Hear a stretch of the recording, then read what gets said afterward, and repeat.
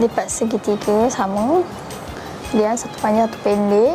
Kita pulang nak buat awning bulat ataupun tajam sikit. Pin bawah dagu, kemudian yang panjang ni kita lipat sikit.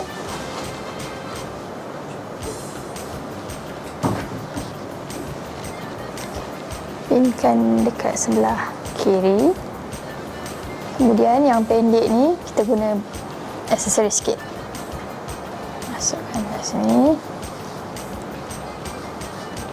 Okay, untuk bahagian yang pendek ni, untuk nak nampak dia lagi kemas, kita tarik dan pinkan di bahagian kanan.